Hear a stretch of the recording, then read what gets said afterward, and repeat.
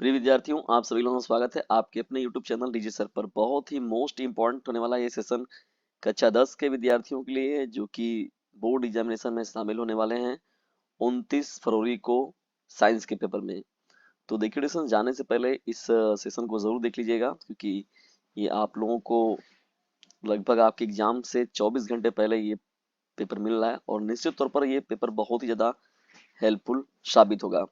आप देख रहे हैं यहाँ पर कि 22 पेज का ये पूरा का पूरा सोल्यूशन एडिशंस और ये बहुत ही मोस्ट इंपॉर्टेंट मॉडल पेपर है। यूपी एमएसपी या तो अदर जो भी मोस्ट इंपॉर्टेंट मॉडल पेपर है, कलेक्ट किया हुआ प्रश्न है। देखिए एडिशंस 22 पेज का ये है, ठीक है। तो यहाँ पर देखिए एडिशंस विज्ञान का ये महत्वपूर्ण सेशन जो लेटेस्ट है, बहुत ही इंपॉर्टेंट, और यहाँ से प्रश्न आपके एग्जाम में देखने को जरूर मिलेंगे। तो वीडियो को बिना स्किप किए हुए पूरा जरूर देखिएगा। चलिए बढ़ते हैं प्रश्नों की श्रृंखला में। यहाँ पर डिस्कशन हम लोग यहाँ पर देखिए ये सब जो दी गई बातें हैं आप लोग इसको देख लीजिएगा अच्छे से। जो इंस्ट्रक्शन वाली बातें हैं पूरी पूरी लिखी गई, ओएमआर पर भरना है, ऐसे ये करना है। हम लोग यहाँ पर पहले बढ़ते हैं आपके बहुविकल्पी प्रश्नों की श्रृंखला की ओर। देखिए वो भाग फर्स्ट में क्या होता है, भौतिक विज्ञान के प्रश्न मिलेंगे पहले, ठीक है। किसके मिलेंगे? भौतिक विज्ञान के, ठीक है ना, फिजिक्स जिसे कहते हैं हम लोग। और फिजिक्स के जनक के रूप में जो है वो आइजैक न्यूटन जी का नाम लिया जाता है। देखिए जब इसमें बढ़ते हैं हम लोग यहाँ पर तो पहले देखिए यहाँ पर जो है पहला देखिए प्रश्न क्या है, किसी भी लेंस की शक्ति की इकाई क्या है? किसी भी लेंस की शक्ति की इकाई क्या है? तो देखिए डिस्टेंस मुख्य रूप से अगर देखा जाए तो ऑप्शन ए ही जो होगा राइट आंसर हो जाएगा, ठीक है ना। विकल्प नंबर ए जो होगा आपका करेक्ट हो जाएगा। विकल्प नंबर ए करेक्ट क्यों होगा? देखिए यहाँ पर कहा जाता है कि देखिए लेंस की शक्ति की इकाई देखिए मात्रा क्या है, वो मीटर है। ऐसा इसलिए क्योंकि लेंस की क्षमता या लेंस की क्षमता कहा जाए चाहे लेंस की शक्ति कहा जाए, तो दोनों का मतलब सेम समझिएगा यहाँ पर। तो लेंस की शक्ति का जो मात्रक होता है वो डायोप्टर होता है, ठीक है। क्या होता है? डायोप्टर होता है, जिसे मीटर में लेंस की फोकस दूरी के व्युत्क्रम के रूप में परिभाषित किया जाता है। देखिए जो लेंस की फोकस दूरी होती है, ठीक है ना, फोकल लंबाई के व्युत्क्रम के रूप में जो होता है, वो किसे व्युत्क्रम दिखाया जाता है? ये आपका डायोप्टर को दिखाया जाता है, ठीक है ना। तो मीटर आपका ऑप्शन नंबर ए जो होगा करेक्ट हो जाएगा, ठीक है ना। इंपॉर्टेंट रहेगा ये आपका। चलिए बढ़ते हैं, प्रति मीटर के मीटर इनवर्स के रूप में भी देखते हैं हम लोग इसको, ठीक है ना। चलिए यहाँ पर हम लोग बढ़ते हैं आगे सेकंड प्रश्न की ओर। देखिए सेकंड प्रश्न हम लोग का क्या है, विद्युत धारावाही चालक द्वारा उत्पन्न चुंबकीय क्षेत्र की दिशा ज्ञात करने के लिए निम्नलिखित में से किस नियम का उपयोग किया जाता है? तो देखिए दोस्तों यहाँ पर क्या आता है, फ्लेमिंग के दाएं हाथ का नियम। क्या करते हैं? फ्लेमिंग के दाएं हाथ के नियम का प्रयोग करते हैं। विकल्प नंबर ए जो होगा आपका करेक्ट हो जाएगा। थोड़ा सा यहाँ पर देखिए ये इस प्रकार से ये बन गया पीडीएफ की। इस पर जो है स्क्रीनिंग पर जो डॉटेड लाइन देखिए यहाँ पर सब ड्रैग सब चीजें ले नहीं पा रहे हम लोग ना, इसलिए आपको बताना। ये जो मार्किंग करने वाला चीज है देखिए इसी प्रकार से मार्क हो रहा है, अगर इस पर चिन्ह मार्क ना होगा तो हो नहीं पा रहा है, ठीक है दोस्तों। तो इस तरीके से इन चीजों को समझिएगा थोड़ा सा ध्यान से।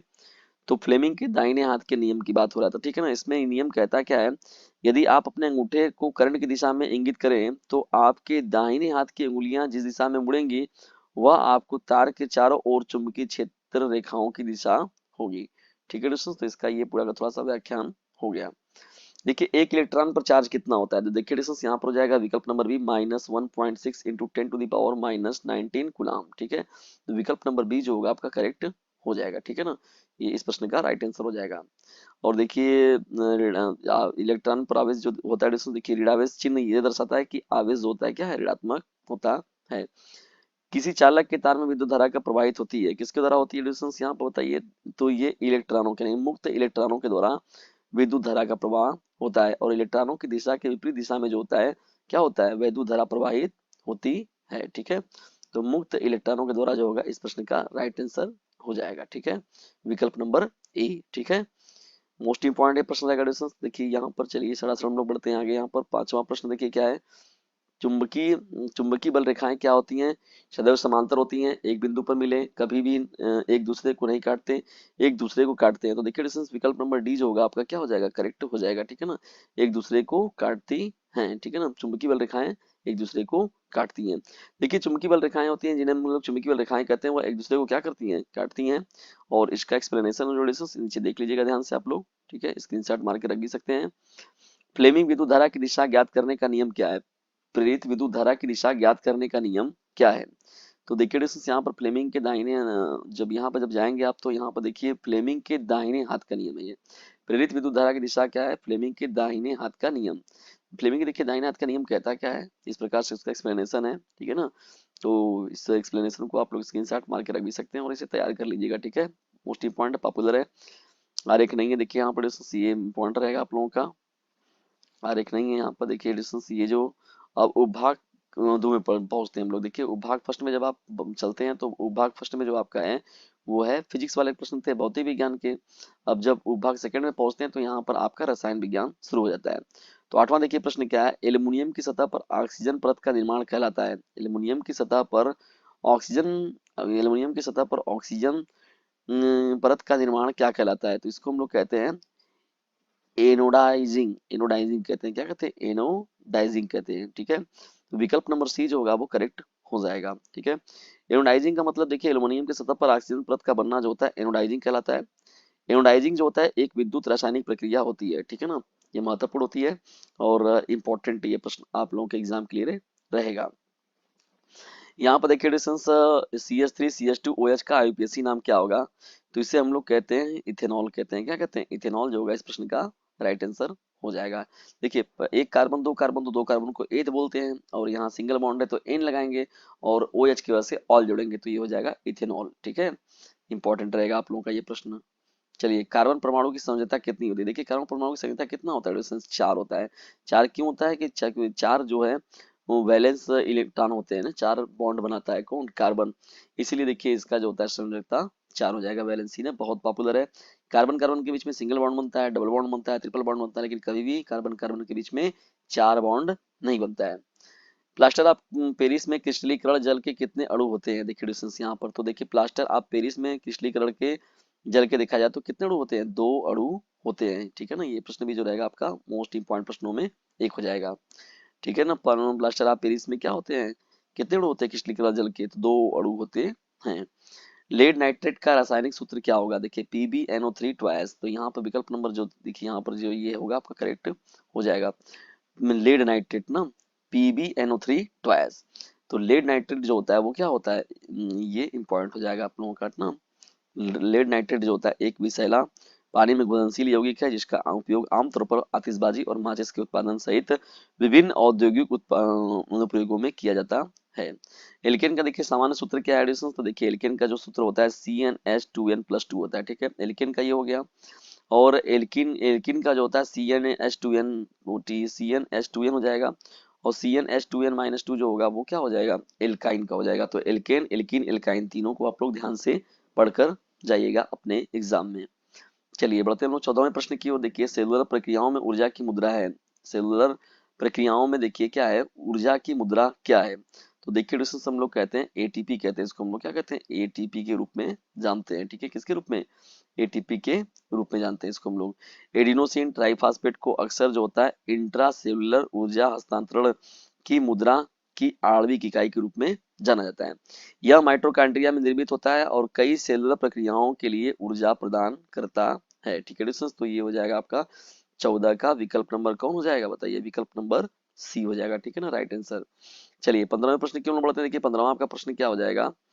15वां प्रश्न भी मोस्ट इंपॉर्टेंट है। निम्नलिखित में से किस समूह के में केवल बायोडिग्रेडेबल पदार्थ नहीं होते हैं? देखिए घास फूल और चमड़ा, घास लकड़ी प्लास्टिक, फलों के छिलके केक और नींबू, केक लकड़ी और घास। तो देखिए दोस्तों घास लकड़ी और प्लास्टिक जो होते हैं वो बायोडिग्रेडेबल पदार्थ नहीं होते हैं, ठीक है ना। ये आपका राइट आंसर हो जाएगा विकल्प नंबर कौन? विकल्प नंबर बी, ठीक है ना। 15वें का विकल्प नंबर बी जो होगा आपका राइट आंसर हो जाएगा। चलिए बढ़ते हैं 16वें प्रश्न की ओर। निम्नलिखित में से कौन सा आनुवंशिक पदार्थ है? निम्नलिखित में से कौन सा आनुवंशिक पदार्थ है? कौन है? तो देखिए RNA DNA राइबोसोम माइटोकॉन्ड्रिया। तो देखिए दोस्तों यहाँ पर क्या हो जाएगा, ये जो होता है आनुवंशिक सामग्री के रूप में देखा जाए तो DNA के रूप में देखिए DM में डीऑक्सीराइबोज न्यूक्लिक एसिड, ठीक है ना। ये चीज आपका हो जाएगा, ठीक है ना। इंपॉर्टेंट रहेगा ये वाला प्रश्न आपका। DNA deoxyribose nucleic acid. DNA जो होता है सभी ज्ञात जीवों की वृद्धि विकास कामकाज और प्रजनन में उपयोग किए जाने वाले आनुवांशिक निर्देशों को वहन करता है। चलिए आगे बढ़ते हैं हम लोग। रेनिन कहाँ से स्रावित होता है? तो देखिए डिस्टेंस रेनिन जो होता है वो मुख्य रूप से गैस्ट्रिक ग्रंथियों से स्रावित होता है। कहाँ से स्रावित होता है? गैस्ट्रिक ग्रंथियों से। तो 17वें का विकल्प नंबर सी जो होगा आपका करेक्ट हो जाएगा। रेनिन देखा जाए तो एक प्रकार का महत्वपूर्ण एंजाइम है, ठीक है ना। लीवर संश्लेषण करता है, लीवर क्या संश्लेषण करता है एडिशंस, देखिए यहाँ पर प्रोटीन का संश्लेषण करता है, किसका, प्रोटीन का, ठीक है ना। तो 98 का विकल्प नंबर डी जो होगा आपका करेक्ट हो जाएगा, ठीक है ना। चलिए मोस्ट इंपोर्टेंट प्रश्नों की श्रृंखला में बढ़ते हैं हम लोग 19वें प्रश्न की ओर। खनिज का अवशोषण लवण होता है, खनिज का जो अवशोषण लवण होता है वो कौन होता है, तो डिस्टेंस ये देखिए जड़ों के द्वारा होता है ना, जड़ों के द्वारा। तो जाइलम और फ्लोएम, ठीक है ना, ये महत्वपूर्ण बात है। तो जड़ों के द्वारा जो होता है जाइलम का ना, तो ये अवशोषण मुख्य रूप से होता है, ठीक है ना। ये इसका एक्सप्लेनेशन हो जाएगा आपका। 20वें प्रश्न की ओर। निषेचन के बाद फूल का कौन सा भाग फल में बदल जाता है, तो देखिए डिस्टेंस यहाँ पर हो जाएगा अंडाशय, ठीक है, क्या हो जाएगा, अंडाशय जो होगा इस प्रश्न का राइट आंसर हो जाएगा, ठीक। तो 20वें का विकल्प नंबर सी जो होगा वो आपका करेक्ट हो जाएगा।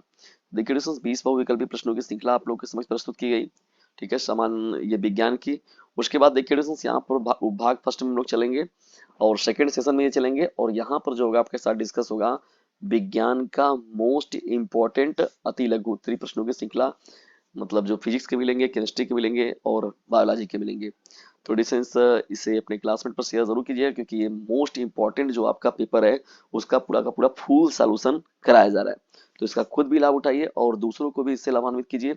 और लगभग जो 20 से 15 घंटे आपके पास बचे हुए हैं उसमें जबरदस्त तरीके से साइंस के तैयारी करके जाइएगा अपने एग्जाम में, और बेहतर से बेहतर करके आइएगा।